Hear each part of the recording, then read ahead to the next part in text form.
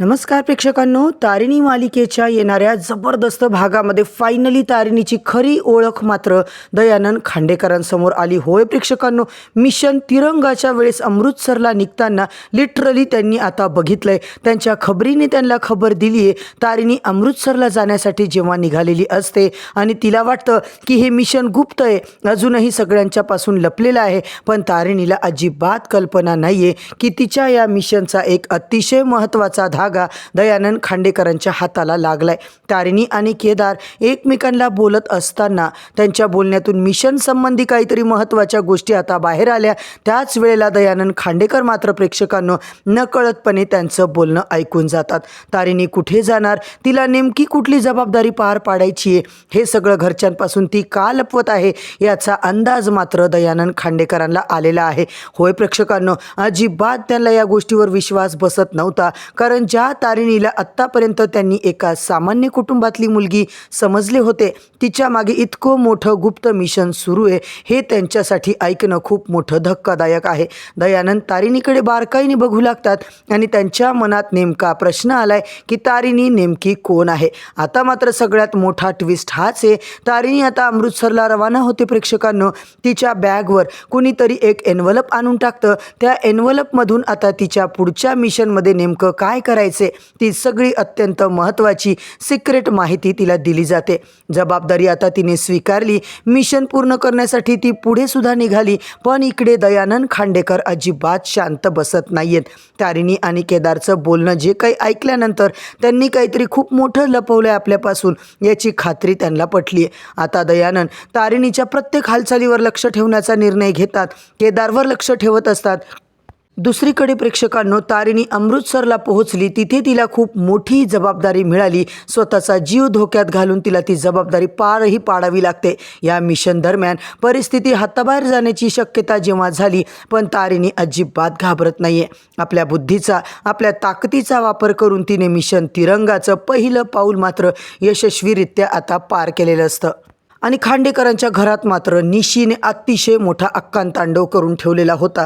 त्यावेळेस तारिणीने स्पष्ट सांगितले की मला माझ्या मैत्रिणीला मदत करायला जायचे. भारती नावाची माझी मैत्रिणी आणि ती संकटात आहे. मी तिला वचन दिलं होतं की तुझ्या संकटात मी तुला मदत करायला येणार आहे. निशीला कुठं माहिती आहे की ज्या तारिणीला ती घराची जबाबदारी टाळणारी कामचुकार म्हणत होती, तीच तारिणी अमृतसरमध्ये देशासाठी एक मोठी कारवाई आता पार पाडत आहे.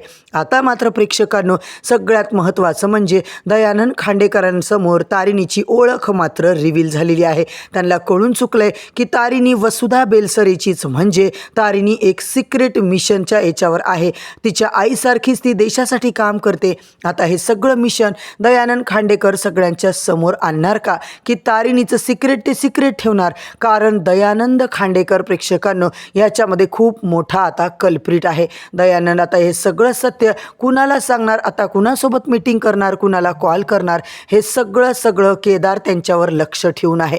आता मात्र दयानंद खांडेकरांच्या मनात तारिणीच्या खऱ्या ओळखीबद्दल अक्षरशः भीती निर्माण झालेली असते. तर मंडळी, आजचा भाग एवढा जबरदस्त दाखवलाय ना, शेवटपर्यंत नक्की बघा. चॅनलवरती नवीन असाल तर चॅनलला सबस्क्राईब करा, व्हिडिओला लाईक करा. इकडे मात्र आपण पाहतोय निशीने आकांतांडव केलाय. तारिणी खोटारडी आहे, ही काही पूजा वगैरे करणार नाही आहे, ही कुठेतरी बाहेर चालली आहे. तारिणी सगळ्यांच्या समोर आता कबूल करते, हो मला बाहेर जायचे, मला पूजा करणं जमणार नाही आहे, मी माझ्या मैत्रिणीला वचन दिलं होतं आणि मला तिकडे जावं लागेल. असं म्हटल्याच्या नंतर कौशिकी पद्मिनी चिडतात, अगं तारिणी, तुला आत्तापर्यंत काहीच न बोलायला काय झालं आणि आज अचानक तू इतकं काय बोलतीयस, इतका काय राग आलाय तुझा, आता कुठल्या मैत्रिणीला तू वचन दिलंय? आता मात्र प्रेक्षकांनो, मैत्रिणीला वचन दिलं तरी घरची जबाबदारी मात्र आता तुझ्यावर आहे. तेव्हा तारिणी म्हणते, हो ताई, मला सगळं माहिती आहे की माझ्या जबाबदाऱ्या मी सगळ्या पूर्ण करते आणि घरामध्ये पूजा करण्यासाठी मात्र पद्मिनी काकू आहे, त्याबरोबर निशीसुद्धा आहे, इकडे मात्र मला थांबायची गरज नाही आहे. तेव्हा निशी म्हणते, काव्याचं लग्न? आता तू तर काव्याच्या लग्नातूनही आता हात काढून घेतलीस की काय? मला वाटलं होतं मी आत्याला सांगणारच आहे. काही झालं तरीसुद्धा तारिणी जे करते ना, ते आता तुझ्या मुलीसाठी नाही, तिला कुणाचीच काही पडलेली नाही आहे. तारिणी आता म्हणते, तुम्ही काही बोललात तरी मला जायचं आहे, मला जावं लागणार आहे. पद्मिनी म्हणते, बघितलंस कौशिकी, ही महामाया आता तिकडे चालली आहे. कुठं आता हुंदडायला चालली ना, तिला काहीच माहिती नाही आहे. सासरचं नाही, माहेरचं नाही, सगळ्यांना गरज असताना हिला आता इकडून पाय काढता घ्यायची काय गरज आहे? ही तारिणी ना सासरची होऊ शकली ना माहेरची होऊ शकली, हिला अजिबात अक्कल नाहीये. केदार मात्र लगेच बाजू घेतो. ताई हे बघ, काही जरी झालं सुद्धा आता तारिणीला जर तिच्या मैत्रिणीला तिने वचन दिलेलं पूर्ण करायचंय तर ते तिचं कर्तव्य आहे. आणि लगेच आता ती म्हणते, कौशिकी वचन, अरे वचन बिचन काय असतं केदार? लग्न करून जेव्हा आपण वचन घेतो ती पूर्ण करायची नाहीयेत का? काही झालं तरी आता तारिणीला जावं लागणार आहे. हे ऐकून मात्र प्रेक्षकांनो सगळ्यांना धक्काच बसलाय. हे काय बोलतीये? तारिणी म्हणते, हो खरंच मला जावं लागणार आहे. केदार सुद्धा तिची बाजू घेतो आणि मी आता माझी मैत्रीण भारती तिच्याकडे चालले. आता मात्र केदार तिच्याकडे बघतो आणि हे जे काम आहे त्यामुळे कितीतरी खोटं बोलावं लागतंय, कितीतरी गोष्टी लपवाव्या लागतात, कितीतरी गोष्टींचा सामना करावा लागतोय, हे सगळं लक्षात येतं. पण केदार तारिणी दोघांना लढण्यासाठी, देशासाठी हे सगळं करणं गरजेचं असतं. युवराज मात्र म्हणतो, खरंच? म्हणजे तुला खरंच जावं लागणार आहे? युवराजला जाम आनंद झालेला असतो. तारिणी म्हणते, यस मला जावं लागणार आहे. घरातल्या सगळ्यांना खूप राग आलाय, पण मी तिला शब्द दिलाय. माझ्यावरती वेळ आली होती तेव्हा तिने पाळलंय, आता तिच्यावर वेळ आली आहे. आता मात्र केदार म्हणतो, कौशिकी ताई खरंच तिला जाऊ दे, काय असेल ना ते मी सगळं करते. कौशिकी मात्र तारिणीला आता इकडे भीती वाटत असते. आपल्या सगळ्या घरच्यांना सोडून आता ती जातीये. सुमीला सुद्धा काहीच माहिती नाहीये सुमीची रिॲक्शन काय असणार आहे, सुमी कशी रिॲक्ट करणार आहे हे तर अजून दूरच आहे. केदार तिला समजावतो, हे बघ बॉस, तू सगळ्या गोष्टी माझ्यावर सोड, तुला जायचंय, हे व्रत जे आहे ना त्याचं उद्यापन वगैरे आम्ही सगळं करून घेऊ. पद्मिनी म्हणते, तुझ्या पुढे एक ऑप्शन आहे, तुला चूज करायचे, तुझं घर किंवा तुझी मैत्रीण. तेव्हा मात्र प्रेक्षकांनो तडक तारिणीने माझी मैत्रीण असं चूज केलेलं असतं आणि तारिणी खूप मोठ्या संकटात अडकलेली असते. सुमी मात्र आता इकडे माधवसोबत बोलत असते, मला ना तारिणीची काळजी वाटते. तुला काव्याची काळजी वाटते रे, मला माहिती आहे, पण मला तारिणीची काळजी वाटते. आता ना शांत शांत होती, गप्प गप्प होती. आई तू जर बोलली असतीस तर मी तिला बोललो असतो ना, तिच्या आता काय मनात आहे मी काढून घेतलं असतं. इकडे प्रेक्षकांनो केदारने तारिणीला आता एका स्पॉटवर आणलेलं असतं. तिची समजूत घालत असतो, तिला म्हणत असतो, काही काळजी करू नको बॉस, सगळं व्यवस्थित होणार आहे. आणि तेही म्हणतो की असं बोलत केदारच्या डोळ्यात मात्र पाणी येतं. तारिणी केदारला समजावते. केदार म्हणतो की आज मला कळलंय, देशाच्या सीमेवरती आता जेव्हा आपले जवान आपण जातो तेव्हा त्यांच्या कुटुंबाची काय हाल होतात, कुटुंबाची काय अवस्था होते, आज माझ्या लक्षात येते. आता मात्र बॉस तू विचार करू शकत नाही इतकं माझ्या मनामध्ये आता खूप घालमेल चालली आहे. केदार बोलत असतो. तारिणी आता लिटरली रडायला लागते. केदार मात्र म्हणतो, आज मला अभिमान वाटतोय की माझी तारिणी, माझी बायको देशसेवेसाठी चालली आहे. तेव्हा मला खात्री आहे की तू नक्की सुखरूप परत येशील. तेव्हा प्रेक्षकांनो दोघं एकमेकांना कडकडून मिठी मारून आता रडत असतात.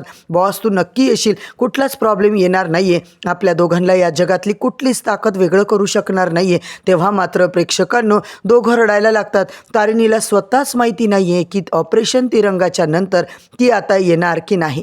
कुठल्याच गोष्टीबद्दल काही आता कन्फर्मेशन नाही आहे. केदारला काळजी वाटते, कारण आता इकडे तारिणीला त्याने वचन मागितलंय, तू लवकर वापस ये, तर तारिणी अजिबात त्याला वचन देत नाहीये.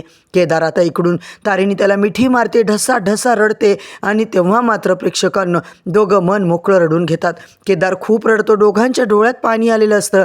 केदार तिला समजावतो, नाही बॉस मी नाही रडणार आहे, तू माझी बॉस वापस येणार आहेस, माझी कलीग, माझी बायको, माझी फ्रेंड ही सुखरूप तिच्या मिशनवरून वापस येणार आहे याची मला खात्री आहे. तारिणी इमोशनल होते. केदार तारिणी दोघांना माहिती आहे की आता पुढे काय होणार आहे, गोष्टी कशा घडू शकतात, पुढे किती मोठे प्रॉब्लेम येऊ शकतात. तारिणीला सगळं माहीत असताना सुद्धा तिला आज मिशन तिरंगासाठी अमृतसरला जाणं निवडावंच लागलं. सगळं तिला मान्य आहे प्रेक्षकांनो, पण देशासाठीचं काम तिच्यासाठी आता महत्त्वाचं आहे, कारण ती इन्स्पेक्टर वसुधा बेलसरेची मुलगी आहे. आता मात्र तारिणी सगळं आवरून घरातून बाहेर पडत असते. जाताना मंगळसूत्र, बांगड्या सगळ्या गोष्टी आता तिने देवापुढे काढून ठेवल्या.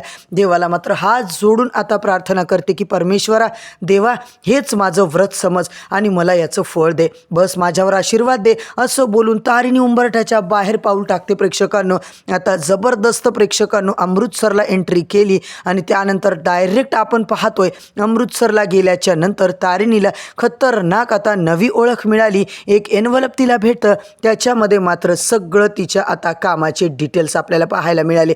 इकडे मात्र तारिणी आता खूप कॉन्फिडेंटली आता हे सगळं काम करत असते.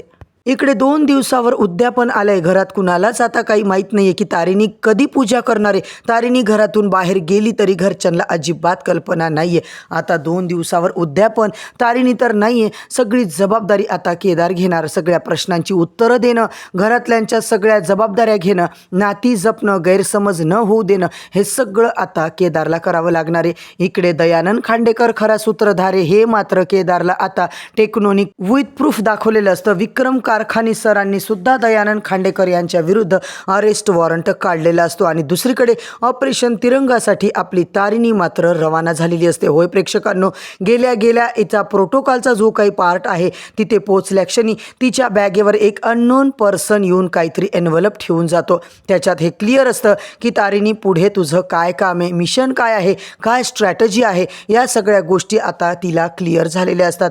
तारिणी हे सगळं कशा पद्धतीने करणार, कशा पद्धतीने गोष्टी हँडल करणार, केदार तारिणीची कशी साथ देणार, हे मात्र आधी प्रेक्षकांनो तिला आता डिसाईड करायचं असतं. येणाऱ्या भागात आता पाहायला मिळणार आहे की शत्रूचा सामना आपली तारिणी कशी करणार आहे. दयानंद खांडेकरांची तर पूर्णपणे आता वाट लावलेली असते, ती म्हणजे विक्रम कारखानी सरांनी. त्यांनी जे काही तारिणीला वचन दिले त्या वचनानुसार आता कारखानीसनी दयानंद खांडेकरांवर आपली सूत्र सगळी आता लावलेली असतात. तर मंडळी, येणाऱ्या भागामध्ये सगळे जाणून घ्यायचे असतील update, promo update, upcoming review, त्यासाठी चॅनलला सबस्क्राईब करा, व्हिडिओला लाईक करा.